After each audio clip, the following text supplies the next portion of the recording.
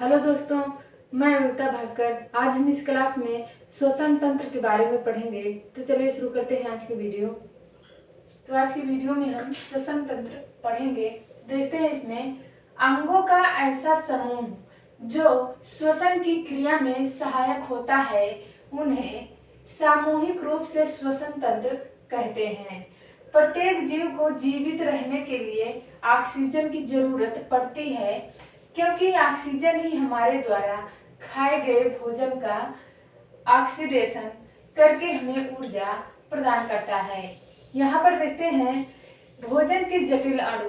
जो हम भोजन खाते हैं वो भोजन हमारा जटिल अणु के रूप में होता है। जब पाचन तंत्र में वो जाता है तो वहाँ पर ये सरल अणुओं के रूप में परिवर्तित हो जाता है या सरल अणुओं के रूप में टूटता है। अब देखते हैं यहाँ पर तब जब इससे जो हमें एनर्जी मिलती है, यहाँ पर जब इससे हमें जो एनर्जी मिली वो हमें कोशिका को जो है प्रदान की, जो एनर्जी होती है वो कोशिका को जरूरत होती है, इसलिए कोशिका को वो एनर्जी दे दी जाती है। अब यहाँ पर देखते हैं तो यहाँ पर ये पहले देखते हैं पाचन तंत्र। पाचन तंत्र यानी कि जो भोजन लेते हैं उसमें कार्बोहाइड्रेट पाया जाता है, और जो कार्बोहाइड्रेट होता है वो ग्लूकोज के रूप में होता है। जब पाचन होता है हमारा तो वो ग्लूकोज के रूप में परिवर्तित हो जाता है। तो ये ग्लूकोज जो है परिवर्तित हो जाता है। अब इससे यूज कहाँ करना है हमें, तो श्वसन तंत्र में जो है जब हम सांस लेते हैं तो यहाँ पर जो ग्लूकोज के साथ प्लस ऑक्सीजन जब जुड़ता है, हमें ग्लूकोज के साथ जब प्लस ऑक्सीजन भी जुड़ जाता है, तब इससे हमें जो ऊर्जा मिलती है वो तो हमें कोशिका को यही ऊर्जा प्रदान की जाती है। अब यहाँ पर देखते हैं तो ये हमारा ग्लूकोज का फार्मूला है C6H12O6। ठीक है, ये तो हमारा ग्लूकोज का फार्मूला है, प्लस CO2 ये हमारा ऑक्सीजन हो गया। ये जो आपस में जो है रिएक्शन हुआ तो हमें ये प्राप्त हुआ 6CO2 प्लस 6H2O ये प्राप्त हुआ, प्लस साथ में ऊर्जा भी मिली हमें। और यहाँ पर ऊर्जा कितनी मिली हमें, तो ये 38 ATP हमें मिली। यही ऊर्जा हमें कोशिका को दे दी गई। अब आगे देखते हैं यहाँ पर इस प्रोसेस में O2 का ब्लड में मिलना तथा CO2 को बॉडी से बाहर निकलना शामिल होता है, और आगे उसके ब्लड के द्वारा ही O2 प्रत्येक सेल तक पहुंच पाता है। तो आगे देखते हैं दोस्तों, हम यहाँ पर फिगर के माध्यम से देखते हैं कौन सा अंग जो है हमारा है और इसे क्या कहा जाता है। तो यहाँ पर देखते हैं ये वाला भाग हमारा कहलाएगा नासिका मार्ग, यहाँ का। उसके नीचे आते हैं तो यहाँ का जो भाग है ये वाला हमारा कहलाएगा मुख गुहा है। उसके नीचे है यहाँ पर ये वाला भाग है हमारा ग्रसनी, और ये वाला भाग जो उभरा हुआ है इस तरीके से, इसको कहते हैं दोस्तों एपिग्लाटिस। और उसके बाद यहाँ का ये वाला भाग हमारा कहलाएगा स्वर तंत्र कहलाएगा ये वाला भाग। उसके नीचे आते हैं तो यहाँ पर ये वाला भाग है हमारा ट्रेकिया कहते हैं इसको। उसके बाद ये जो पीले कलर की जो झिल्ली हमें नजर आ रही है इसे कहा जाता है प्ल्यूलर मेम्ब्रेन, इसे कहा जाता है। उसके बाद है यहाँ पर ये वाला भाग हमारा कहलाता है ब्रांकाई कहा जाता है ये वाला भाग। यहाँ आते हैं तो यहाँ का भाग जो है ये हमारा है ब्रांकियोल्स ये वाला भाग। उसके बाद है यहाँ का ये वाला भाग है हमारा कूपिका, ये वाला भाग कूपिका है। उसके बाद आते हैं जो खाली स्थान का हमने लगाया है जो है ये वाला है भाग हमारा, यहाँ से देखते हैं तो ये है फेफड़ा। ये जो खाली स्थान दिख रहा है ये है दोस्तों ये हमारा फेफड़ा है। आगे देखते हैं ये इस तरीके से जो फिगर हमने बनाया है यहाँ पर इसको कहते हैं डायाफ्राम। अब देखते हैं आगे इसके तो नाक या नासिका मार्ग के बारे में देखते हैं। तो इसका मुख्य कार्य सूंघने से संबंधित है। इसके भीतर छोटे छोटे बाल होते हैं जो धूल कणों को अंदर जाने से रोक लेते हैं। आगे देखते हैं तो नेसल पैसेज में म्यूकस कला होता है जो 1/2 लीटर म्यूकस प्रतिदिन निकलता है। आगे देखते हैं यह धूल कण जीवाणु या अन्य सूक्ष्म जीवों को शरीर के अंदर प्रवेश करने से रोकती है। यह शरीर में प्रवेश करने वाली वायु को नम एवं शरीर के ताप को बराबर बनाती है। तो आगे देखते हैं दोस्तों अब फायरिंग्स यानी कि ग्रसनी के बारे में। तो फायरिंग्स ग्रसनी यहाँ पर है रेस्पिरेटरी सिस्टम के साथ साथ डाइजेस्टिव सिस्टम का भी भाग होता है। यहाँ पर आगे है लैरिंग्स यानी कि स्वर तंत्र। लैरिंग्स श्वसन मार्ग का वह भाग है जो फायरिंग्स ग्रसनी तथा ट्रैकिया को जोड़ता है। लैरिंग्स का मुख्य काम साउंड प्रोड्यूस करना है। लैरिंग्स के प्रवेश द्वार पर एक ढक्कन के समान वाल्व होता है जिसे जो है एपिग्लॉटिस कहते हैं। जब भी कुछ निकलना होता है तो यह एपिग्लॉटिस ट्रैकिया द्वार को बंद कर देता है, जिससे फूड ट्रैकिया में प्रवेश नहीं कर पाता है। दोस्तों स्वर यंत्र के बारे में आगे जो हमने फिगर देखा दोस्तों, वहां पर हमने स्वर तंत्र लिख दिया था, वहां पर दोस्तों सही कर लीजिएगा, स्वर यंत्र ही रहेगा, वहां पर होगा। तो इसमें आगे देखते हैं स्वर यंत्र में पुरुषों में लैंगिक लक्षणों के विकास के साथ ध्वनि यंत्र के चारों ओर एक विशेष संरचना का निर्माण होता है जिसे जो है अडोम्स एप्पल कहते हैं। इसके कारण स्वर यंत्र का आकार बढ़ जाता है, जिसके कारण पुरुषों की आवाज जो है निम्न तारत्व यानी लो पिच अर्थात मोटी हो जाती है। और महिलाओं में देखते हैं तो महिलाओं में इस संरचना का विकास नहीं होता है, जिसकी वजह से स्वर यंत्र का आकार छोटा होता है। इसलिए उच्च तारत्व यानी हाई पिच वाली आवाज जो है यहाँ पर दोस्तों आवाज उत्पन्न होती है जो कि सुनने में पतली व मधुर सुनाई देती है। गले के पास में दोस्तों यहाँ पर पाया जाता है ये स्वर यंत्र, जहाँ से आवाजें निकलती हैं। इसमें देखते हैं मेन वॉल्यूम, यहाँ पर मेन वोकल कार्ड में 20 mm पाया जाता है और वुमेन वोकल कार्ड में 15 mm पाया जाता है। आगे देखते हैं ट्रेकिया। ट्रेकिया क्या है? तो ट्रेकिया द्वारा वायु फेफड़े के अंदर तक जाती है। ट्रेकिया द्वारा जो है वायु फेफड़े के अंदर जाती है। ट्रेकिया आगे जाकर 2 शाखाओं में बट जाती है। ये हमारा दोस्तों ट्रेकिया है। हमने आगे फिगर में जो देखा है ये इस तरीके से था, फिर इस तरीके से एक इधर और एक इधर 2 भागों में जो है बटा हुआ आगे देखा था हमने फिगर में, वही है ट्रेकिया हमारा। तो यहाँ पर देखते हैं 2 शाखाओं में बढ़ जाती है जिससे ब्रांकाई कहते हैं। ट्रेकिया के ऊपर 16 से 20 सी शेप के बने कार्टिलेज के रिंग होते हैं, जिसका काम ट्रेकिया को सिकुड़ने तथा चिपकने से बचाने का होता है। आगे देखते हैं हम फेफड़े यानी कि लंग्स के बारे में देखते हैं। तो मानव का मुख्य श्वसन अंग है जिसकी संख्या 2 होती है। दाहिना फेफड़ा जो होता है बाएं फेफड़े से बड़ा होता है दोस्तों। फेफड़ा हमारा जो है ये प्रिवरल मेम्ब्रेन द्वारा ढका होता है, इसलिए ये बड़ा होता है। और दूसरा देखते हैं दाएं फेफड़े में 3 पालियां होती हैं और बाएं फेफड़े में 2 पालियां होती हैं। और आगे है ब्रांकाई, आगे चलकर कई शाखाओं में बढ़ जाती है जिसे ब्रांक्यूल्स कहते हैं। यहाँ पर देखिए दोस्तों ये हमने पढ़ा जो है दाहिने फेफड़े में जो है दाएं फेफड़े में 3 पालियां पाई जाती हैं। यहाँ पर जो दायां फेफड़ा है हमारा ये 3 पालियां पाई जाती हैं। इस तरीके से 3 तीर का निशान लगाया है। और जो है इधर देखते हैं तो बाएं फेफड़े में हमारा 2 पालियां पाई जाती है, इसलिए 2 निशान तीर का लगाया है हमने। अब यहाँ पर देखते हैं कूपिका। ये हमारा कूपिका का फिगर, ये दोस्तों जो है अंगूर के गुच्छे जैसे कुछ आकृति होती है जिसे हम कूपिका कहते हैं। इस तरीके से हमने बनाया है इसे। आगे देखते हैं इसके आगे कूपिका में तो ब्रांकियोल्स के सिर पर अंगूर जैसे गोल संरचनाएं पाई जाती हैं जिसे जो है कूपिका कहते हैं। कूपिका पर रक्त कोशिकाओं का जाल बिछा होता है। रक्त कोशिकाओं का इसके ऊपर दोस्तों जाल बिछा होता है, जैसे नसें द्वारा ऐसे कुछ दिखाई देती हैं। इसके ऊपर हमने वो दर्शाया नहीं, लेकिन इस तरीके से अंगूर के गुच्छे जैसा ये दिखता है। तो आगे देखते हैं दोस्तों, जहाँ से गैसों का आदान प्रदान होता है, यहाँ से ऑक्सीजन रक्त में चली जाती है और कार्बन डाइऑक्साइड बाहर आ जाती है। अब देखते हैं डायाफ्राम। डायाफ्राम क्या है? तो डायाफ्राम फेफड़ों को आधार प्रदान करती है।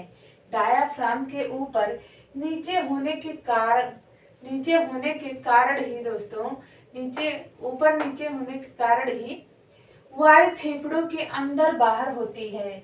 यहाँ पर देखते हैं तो डायाफ्राम जब ऊपर होता है तो वायु फेफड़ों से बाहर जाती है, वायु फेफड़ों से बाहर जाती है।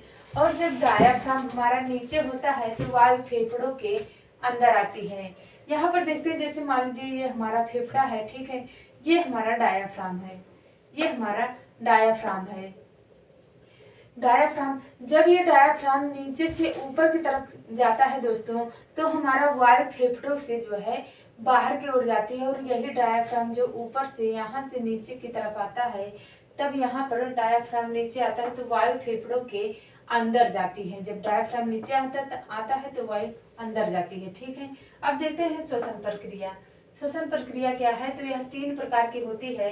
पहला तो है हमारा वायु श्वसन, और दूसरा है हमारा गैसों का शरीर में परिवहन, और तीसरा है हमारा आंतरिक श्वसन, कोशिकीय श्वसन। इसमें आंतरिक श्वसन या फिर कोशिकीय श्वसन आप कह सकते हैं, जो भी कहें। आगे देखते हैं वायु श्वसन। वायु श्वसन पहले देखते हैं तो किसी भी ऑर्गेनिज्म तथा एनवायरनमेंट के बीच जो ऑक्सीजन तथा कार्बन डाइऑक्साइड गैस का आदान प्रदान होता है, उसे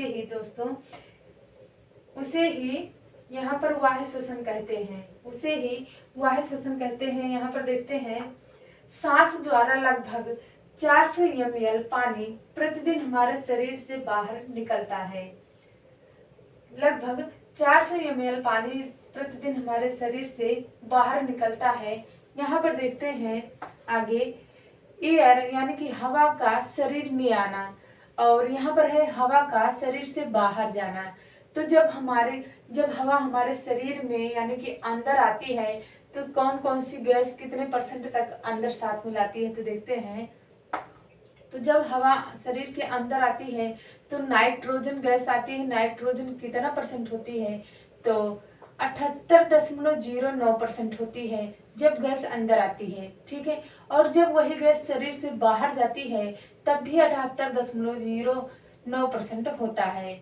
अब और जो है देखते हैं ऑक्सीजन का कितना % होता है? तो ये 21% होता है। जब शरीर के अंदर हवा यानी कि गैस जो हवा आती है हमारे शरीर के अंदर, ऑक्सीजन जो आती है तो 21% होता है। और जो वही हवा हमारे शरीर से बाहर जाती है तो ऑक्सीजन का % जो होता है वो 17% होता है। यहाँ पर देखते हैं अब कार्बन डाइऑक्साइड गैस जो है हमारे हवा के साथ जब आती है तो कितना % में होता है?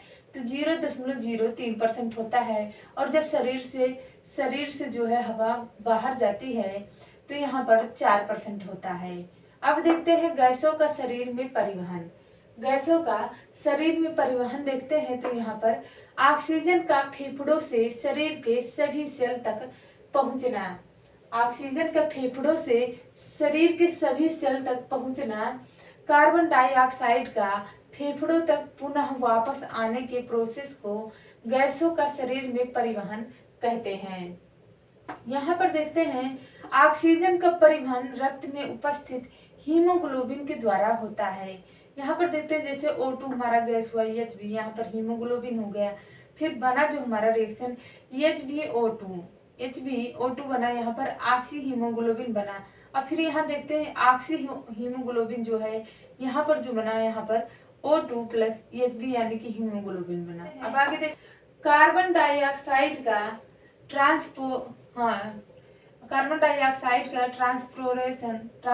ट्रांसपोरेशन कोशिका फेफड़ों तक 3 प्रकार से होता है। तो आगे देखते हैं दोस्तों, हीमोग्लोबिन के द्वारा जो होता है वो ट्रांसलेशन तो वो होता है 10 से 20% तक, और प्लाज्मा के द्वारा 7% तक, और बाइकार्बोनेट के द्वारा 70% तक होता है। आगे देखते हैं आंतरिक श्वसन या कोशिकीय श्वसन। भोजन के डाइजेशन के बाद हमें ग्लूकोज मिलता है जो ब्लड के सहायता से कोशिका सेल तक पहुंच जाता है। इस ग्लूकोज का सेल में ऑक्सीजन द्वारा किया जाता है, जिसके बाद में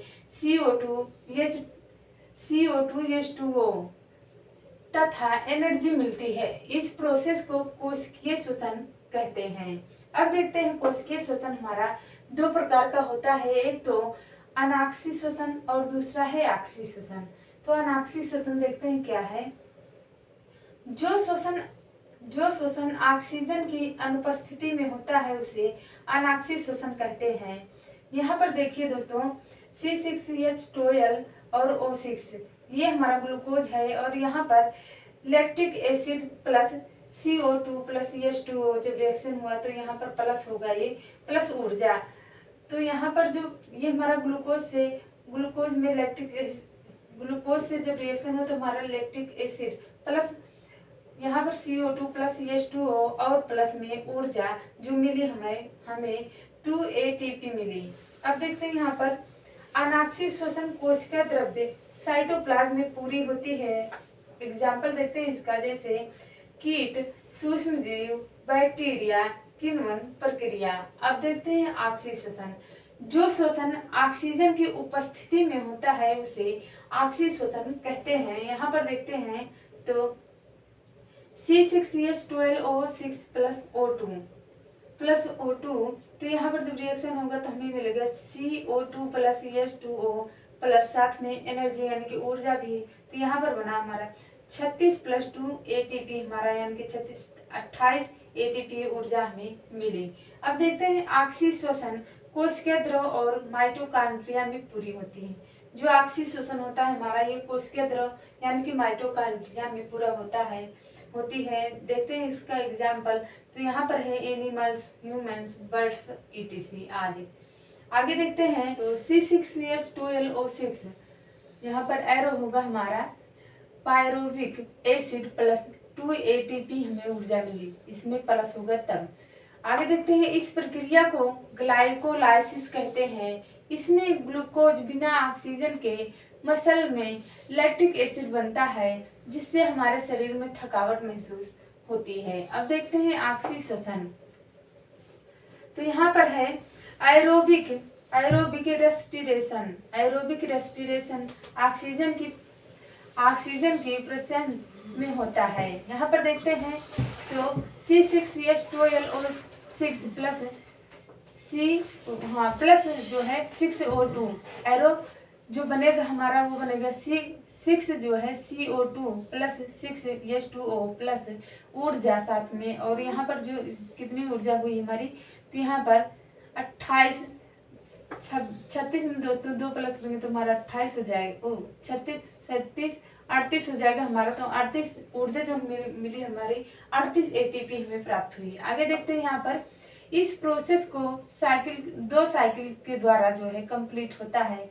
पहला तो है हमारा ग्लाइकोसिस में ग्लूकोज यानी कि ग्लूकोज का जो है सूत्र यहाँ पर C6H12O6 है। तो यहाँ पर जो एरो करके बना हमारा तो 2 पायरुविक एसिड प्लस 2 ATP बना।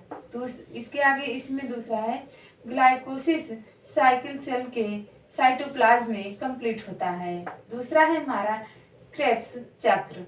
क्रेब्स साइकिल सेल के माइटोकॉन्ड्रिया में कंप्लीट होता है। इसके आगे है यह सेल के माइटोकॉन्ड्रिया में होता है ग्लाइकोलिसिस के द्वारा बने पदार्थ पायरुविक अम्ल पूरी तरीके से ग्लाइकोलिसिस के द्वारा बने पदार्थ पायरुविक अम्ल पूरी तरीके से ऑक्सीडाइड होकर CO2 और वाटर में बदल जाता है। इसमें देखते हैं तो pyruvic acid C6O2 plus 6H2O plus ATP energy साथ में होती है और एक पायरुविक एसिड बराबर 18 ATP होता है। यहाँ पर ग्लूकोज जो है हमारा ये है C6H12O6, ये है ग्लूकोज हमारा। और ये है इससे जो रिएक्शन बनेगा वो है 2 पायरुविक एसिड प्लस 2 ATP। यहाँ पर देखते हैं तो यहाँ 2 गुणे मतलब 2 गुणे 18 एटीपी अगर हमारा है, तो यहाँ पर यहाँ वाला जो है 2 एटीपी है, तो 2 और 18 होगा तो हमारा 36 एटीपी यहाँ पर हो जाएगा, और यहाँ पर 2 है तो 2 एटीपी रहेगा। अब 36 में 2 प्लस करेंगे तो हमारा एटीपी जो होगा 38 हो जाएगा। हाँ, 38 एटीपी हमें मिल जाएगा, ऊर्जा जो है 38 मिल जाएगी हमें।